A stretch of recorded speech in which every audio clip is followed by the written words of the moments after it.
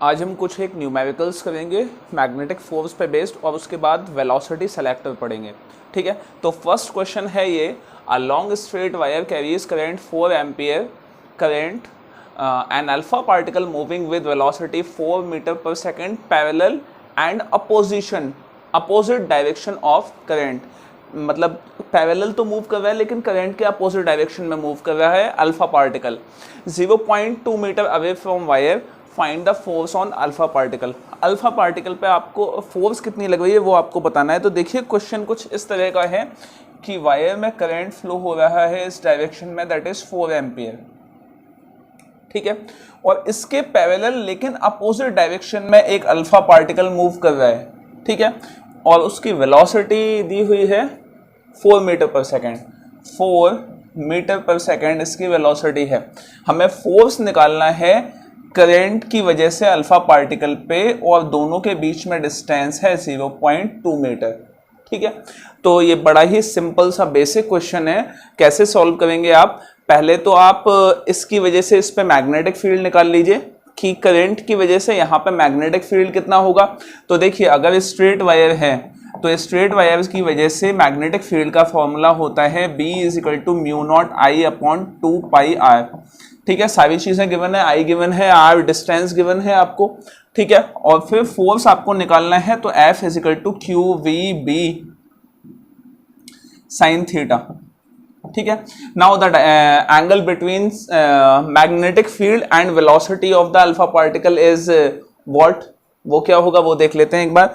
तो magnetic field हम निकालते कैसे हैं? मैग्नेटिक फील्ड निकालने के लिए हमने राइट हैंड पाम रूल का इस्तेमाल किया। तो करंट के डायरेक्शन में थंब को रखा, जहां मैग्नेटिक फील्ड निकालनी है वहां पे फिंगर्स को स्ट्रेच किया, और मैग्नेटिक फील्ड का डायरेक्शन कहां आ गया? इनवर्ड, और इनवर्ड डायरेक्शन को हम शो करते हैं क्रॉस से।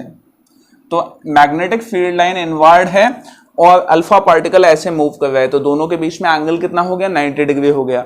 तो ये हो गया आपका sin 90।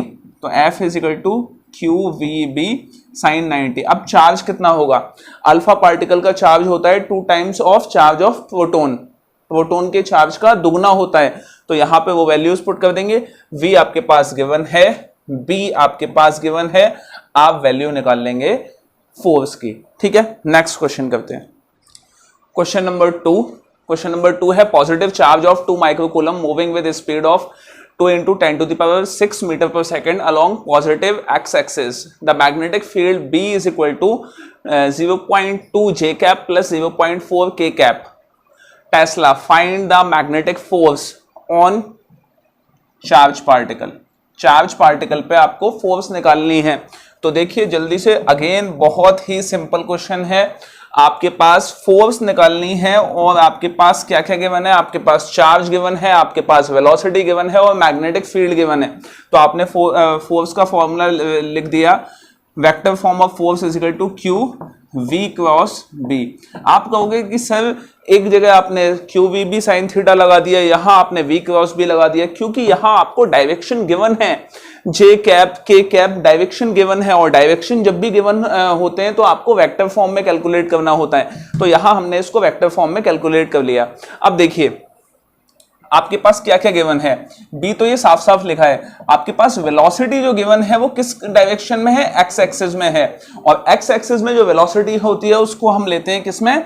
आई कैप में, आई कैप मीटर पर सेकेंड। ये एक्स एक्सिस में है, तो आपने बस फॉर्मूला पुट किया, Q की वैल्यू भी हम पुट कर देते हैं। 2 × माइक्रोकूलम का मतलब 10⁻⁶ कूलम, और V की वैल्यू हो गई 2 × V की वैल्यू 2 × 10⁻6 हो गई इन क्रॉस B की वैल्यू हमें दी हुई है, that B is 0.2 J cap, और ये हो गया I cap plus 0.4 K cap. ठीक है, आपको क्या करना है? आपको यहां से अंदर वेक्टर में मल्टीप्लाई करना है। आप मल्टीप्लाई करते वक्त याद रखना ये क्रॉस प्रोडक्ट है, तो I×J क्या होता है और I×K क्या होता है, ये आपको ध्यान होना चाहिए। ठीक है, उसके बेसिस पे आपका आंसर निकल के आएगा। Next question, an electron moving horizontally with 4 × 10⁴ metre per second enters uniform magnetic field of 10 × 10⁻⁵ tesla acting downward find the radius and time taken by the electron to come out of magnetic field। आपको time period बताना है और आपको radius बताना है कि electron को कितना टाइम लगा। तो देखिए मैग्नेटिक फील्ड कुछ इस तरह से एक्ट कर रही है, sorry it will not be downward, it will B inward, ठीक है। तो देखिए उस कंडीशन में क्या हुआ कि मैग्नेटिक फील्ड इनवर्ड एक्ट कर रही है इस तरह से, और इलेक्ट्रॉन इसमें ऐसे एंटर होता है। आप कहोगे सर हमें कैसे क्वेश्चन पढ़ के पता चलेगा कि ऐसे एंटर हो रहा है? साफ लिखा हुआ है क्वेश्चन में कि हॉरिजॉन्टली वो एंटर कर रहा है, इसमें मैग्नेटिक फील्ड ऐसे जा रही है और इलेक्ट्रॉन ऐसे एंटर कर रहा है, ठीक है। चलिए अब ये इलेक्ट्रॉन का डायरेक्शन हो गया, हमें ये निकालना है कि इस पे जो ये रेडियस कौन सा लेगा, कितना रेडियस कवर करेगा, ठीक है। और दूसरा आपको ये बताना है कि कितना टाइम पीरियड लगेगा इसको, ठीक है। तो देखिए सबसे पहले तो हम ये डायरेक्शन निकालेंगे फोर्स का कि फोर्स इस पे किस डायरेक्शन में लग रही है। तो देखिए मैग्नेटिक फील्ड अंदर की तरफ है और ये जो मिड फिंगर है वो मिड फिंगर करंट के डायरेक्शन को शो करती है, लेकिन यहाँ करंट का डायरेक्शन नहीं दिया आपको, यहाँ इलेक्ट्रॉन का डायरेक्शन दिया है। तो करंट का डायरेक्शन हमेशा कन्वेंशनली अपोजिट होता है इलेक्ट्रॉन के डायरेक्शन में। तो फोर्स का वो मैग्नेटिक फील्ड इनवर्ड है, करंट का डायरेक्शन ये, और तो फोर्स कहाँ लगेगी? डाउनवर्ड, मतलब इस वाले इलेक्ट्रॉन पे फोर्स कुछ इस तरह से लगने वाली है। तो ये इलेक्ट्रॉन एक कर्व पाथ लेके यहां से यहां निकलेगा और ये फिर यहां से मैग्नेटिक फील्ड से बाहर निकल जाएगा। क्या समझ में आ गई बात? तो ये पाथ इसने लिया है, हमें ये बताना है कि इसका रेडियस कितना है और दूसरा हमें ये बताना है कि कितना इसको टाइम पीरियड लगा है। तो देखिए आपको यहां से सॉल्यूशन से हम स्टार्ट करेंगे कि इलेक्ट्रॉन अगर एंटर हुआ तो उस पे एक फोर्स लगी और फोर्स की वजह से उसके पास सेंट्रीपिटल फोर्स आ गई। तो सेंट्रीपिटल फोर्स आएगी तो उसकी वैल्यू क्या होगी? mv²/r, और जो फोर्स इस पे लगी है वो मैग्नेटिक फील्ड की वजह से लगी है, that will be qvb sin theta, and the direction of current and magnetic field is 90 degree, so it will be sin 90। v से v कैंसिल, तो r is equal to mv/qb। अब देखिए आपके पास सारी वैल्यूज गिवन है। m means mass of electron 9.1 into 10⁻³ kg, v is equal to velocity given है आपके पास, q charge 1.6 into 10⁻19 coulomb, and b magnetic field यहाँ पे गिवन है आपको पास। सब कुछ वैल्यूज पुट करके आप यहाँ पे रेडियस निकाल लेंगे, ठीक है। चलिए अब बात करते हैं हम, रेडियस यहां से निकल आएगा, उसके बाद निकालते हैं टाइम पीरियड। टाइम पीरियड होता है आपका डिस्टेंस अपॉन स्पीड। तो एक अगर सर्कुलर पाथ ये इलेक्ट्रॉन फॉलो कर रहा है तो सर्कुलर पाथ में जो डिस्टेंस होता है, अगर कंप्लीट सर्कुलर पाथ है तो हम डिस्टेंस क्या लेते हैं? 2πr। लेकिन आप यहां देखो कि इसने सेमी सर्कल लिया है, सेमी सर्कल अगर लिया है तो यहाँ पे 2 हट जाएगा, क्या आ गया? πr। तो डिस्टेंस अपॉन स्पीड, स्पीड मतलब वेलोसिटी, तो वेलोसिटी की वैल्यू हमारे पास यहाँ गिवन है, उस वेलोसिटी को पुट करेंगे, रेडियस की वैल्यू यहां से पुट करेंगे और आपके पास टाइम पीरियड का आंसर आ जाएगा। तो यही है आपका आज का होमवर्क। अब आगे बढ़ते हैं, एक टॉपिक पढ़ते हैं दैट इज वेलोसिटी सेलेक्टिव, और इसके बाद कल हम पढ़ेंगे साइक्लोट्रॉन, ठीक है। आगे बढ़ते हैं। कल मींस अब जो क्लास होगी वो आपकी ऑल्टरनेटिव बेसिस पे होगी, तो अब परसों साइक्लोट्रॉन पढ़ेंगे हम ऑल्टरनेटिव बेसिस पे, मतलब MWF आपकी क्लास होगी, तो साइक्लोट्रॉन हम वेडनेसडे को पढ़ेंगे। Next topic is velocity selector. Velocity selector क्या होता है? बेसिकली एक डिवाइस है वेलोसिटी सेलेक्टर, और इस डिवाइस के अंदर मैग्नेटिक फील्ड और इलेक्ट्रिक फील्ड दोनों ही अप्लाई की जाती हैं। मैग्नेटिक फील्ड भी होगी इसके अंदर और इलेक्ट्रिक फील्ड भी होगी, और दोनों को इस तरह से सेट किया जाता है, इलेक्ट्रिक फील्ड और मैग्नेटिक फील्ड को इस तरह से सेट किया जाता है कि इसके अंदर से अगर कोई चार्ज पार्टिकल मूव करता है तो वो चार्ज पार्टिकल पे लगने वाला नेट फोर्स 0 हो जाता है। बात को समझना, एक चार्ज पार्टिकल जा रहा था तो अगर magnetic field charge particle magnetic field से होके जाता है तो भी उस पर कुछ फोर्स लगेगा, और अगर वो इलेक्ट्रिक फील्ड से होके जाता है तो भी उस पर कुछ फोर्स लगेगा। लेकिन वेलोसिटी सेलेक्टर में मैग्नेटिक फील्ड और इलेक्ट्रिक फील्ड को कुछ इस तरह से सेट किया जाता है कि चार्ज पार्टिकल पे लगने वाला नेट फोर्स क्या हो जाता है, 0। इसलिए वो चार्ज पार्टिकल अपने पाथ से डेविएट नहीं होता, मुड़ता नहीं है, उसके पास कोई एक्सेलरेशन नहीं आता और वो सीधा अपने डायरेक्शन में चला जाता है। जिस डायरेक्शन से उसने एंटर किया था उसी डायरेक्शन में चला जाएगा। ठीक है, तो देखिए पहले तो हम लिख लेते हैं वेलोसिटी सेलेक्टर क्या है। It is A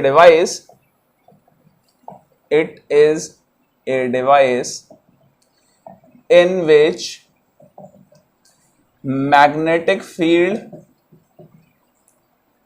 and electric field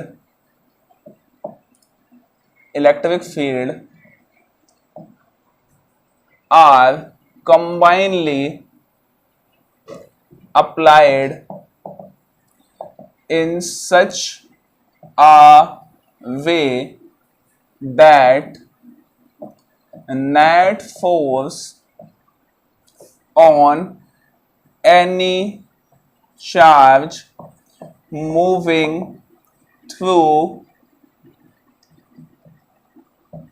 velocity selector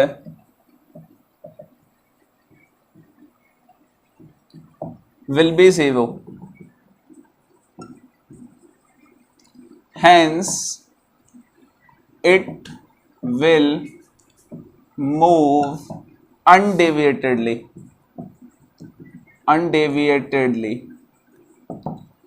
ठीक है, तो देखिए ये आपके पास कोई वेलोसिटी सेलेक्टर है, ये है कोई वेलोसिटी सेलेक्टर, ये पॉजिटिव, ये नेगेटिव, मतलब इलेक्ट्रिक फील्ड का डायरेक्शन क्या हो गया, ये इलेक्ट्रिक फील्ड का डायरेक्शन हो गया। ठीक है, अब देखिए आपने क्या किया, इसमें इलेक्ट्रिक फील्ड का डायरेक्शन तो ये हो गया पॉजिटिव से नेगेटिव। अब क्या किया, एक चार्ज पार्टिकल यहां से इस डायरेक्शन में जा रहा है, पॉजिटिव क्यू चार्ज। अब पॉजिटिव क्यू चार्ज इस डायरेक्शन में जा रहा है, तो देखिए ये पॉजिटिव, ये भी पॉजिटिव, तो इस पे एक रिपल्सिव फोर्स किस डायरेक्शन में लगेगी, यहां। ये नेगेटिव, ये पॉजिटिव, तो एक रिपल्सिव फोर्स यहां लगेगी। तो मतलब चार्ज पे जो फोर्स लग रही है वो किस डायरेक्शन में लग रही है, यहां। अब वेलोसिटी सेलेक्टर में हमने मैग्नेटिक फील्ड अप्लाई नहीं की है, अब मैग्नेटिक फील्ड हम अप्लाई करेंगे और मैग्नेटिक फील्ड इस तरह से अप्लाइड होगी कि इस चार्ज पे लगने वाला नेट फोर्स 0 हो जाएगा। वो 0 कैसे होगा कि अगर इलेक्ट्रिक फील्ड की वजह से लगने वाला नेट फोर्स ये है, इस डायरेक्शन में है, तो मैग्नेटिक फील्ड की वजह से लगने वाला फोर्स कहां हो जाए, यहां। तो मैग्नेटिक फील्ड का डायरेक्शन अगर यहां हो तो मैग्नेटिक फील्ड किस डायरेक्शन में अप्लाई होनी चाहिए, मैग्नेटिक फील्ड की वजह से लगने वाला फोर्स अगर इस डायरेक्शन में हो तो मैग्नेटिक फील्ड किस डायरेक्शन में अप्लाई होने चाहिए। तो देखिए मैग्नेटिक फील्ड अगर अंदर अप्लाई हो जाए तो चार्ज का डायरेक्शन ऊपर, फोर्स का डायरेक्शन ये, तो मैग्नेटिक फील्ड का डायरेक्शन क्या हो गया, मैग्नेटिक फील्ड का डायरेक्शन हो गया ये, this is inward, this is B. तो नेट फोर्स जो इस पे लगेगी, देखिए ये डायरेक्शन हो गया force due to electric field, ये डायरेक्शन हो गया force due to magnetic field, and F net is equal to क्या हो गया, 0। एफ नेट 0 हो गया, that means F B is equal to F E. Now force due to magnetic field is equal to Q we B sine theta, Q VB sin theta, and force due to electric field is Q into E. Q से Q cancel. Now the angle between the velocity of charged particle and magnetic field is what? The magnetic field is in this direction. This is inward, and the velocity of charged particle is upward. So the angle between the velocity and the magnetic field is 90 degree. तो अगर 90 degree angle है तो sin 91 हो जाता है। तो यहां क्या बचा, VB is equal to E. So velocity V will be equal to E by B. So this is a relation जो आपको याद रहे। ठीक है, तो यहां वेलोसिटी सेलेक्टर कंप्लीट। अब हम पढ़ेंगे साइक्लोट्रॉन। अब परसों, कल नहीं होगी क्लास, परसों पढ़ेंगे हम साइक्लोट्रॉन, वेडनेसडे को क्लास होगी। ठीक है।